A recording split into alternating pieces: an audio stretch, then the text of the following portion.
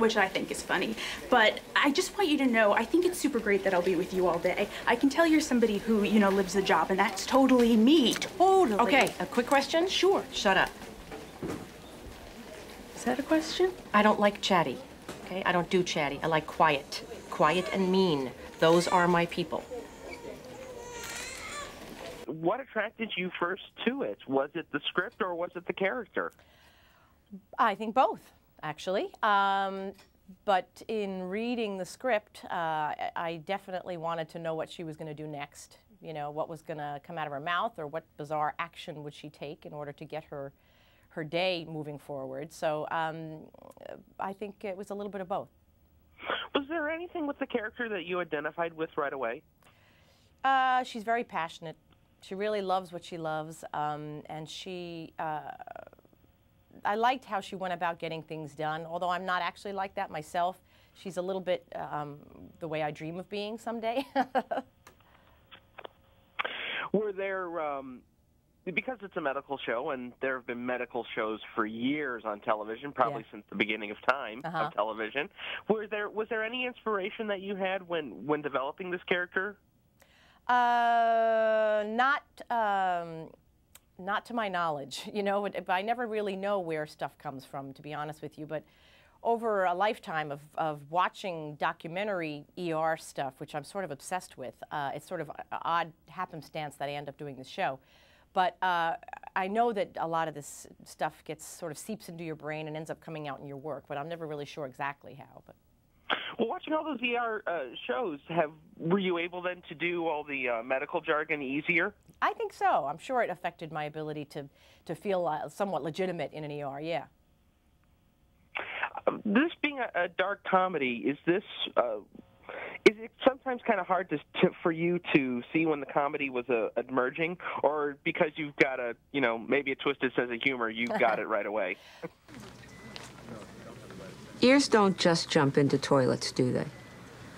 That's a rhetorical question, right? Nurse Jackie, your student found this in the ladies' room. Floating in the toilet. I was just standing there on the phone to my mom.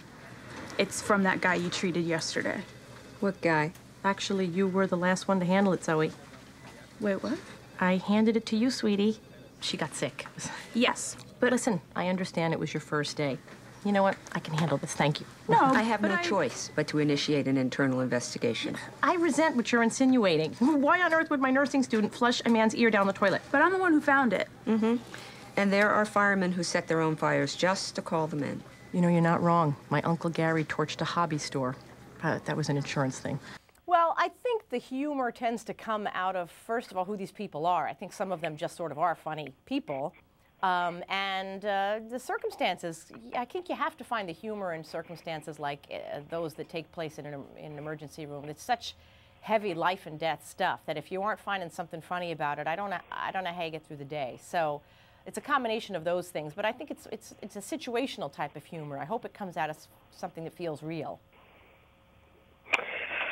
You know, obviously you're well known for your role on The Sopranos, and I guess when I was watching, there was a wonderful profile done on you on the CBS Sunday morning show. Oh, thank you.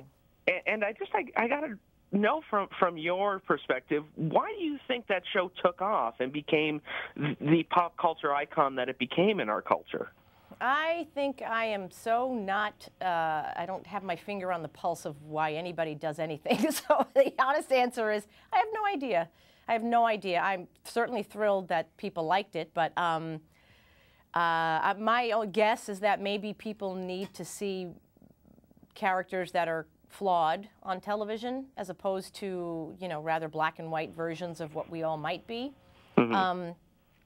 I think certainly with Tony Soprano, you want to like him, but you feel like it's not all right to like him. Morally, you shouldn't like him, but you totally understand his obsession with his children and, you know, wanting to take care of his family. It's all stuff we can relate to. So I think it was a complicated set of feelings that you got from watching the show, and people seem to want to be there. Is it really true that some Jersey women started chasing you down the street, inviting you to a slumber party? It's the truth. I don't think they had planned on it, but they saw me in a parking lot at a mall, and You know, I was lambasted, basically. It was a sight. It was a sight to behold. How do you juggle when someone comes up to you and doesn't say, "Oh, Edie, I loved your work in," but come to you calling you by your character's name? It happens all the time, and you really do get used to it after a while.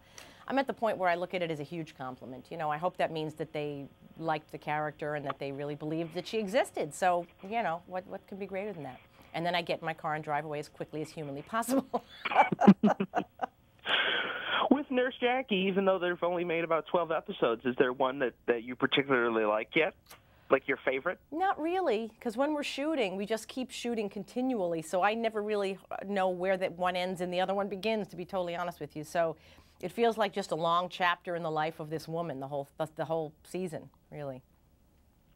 Well, Edie, I really appreciate your time this morning. I got to go here, but before I do, I have something I love asking actors. Besides this current project, has there been one that you've done in the past that you were very passionate about, but for some reason just the audience wasn't there and you wish more people were exposed to it? I did a pilot of Fargo, the movie Fargo. We made a pilot of it that I was very, very proud of. And, really? Yeah, and it didn't end up going. The network didn't buy it or whatever.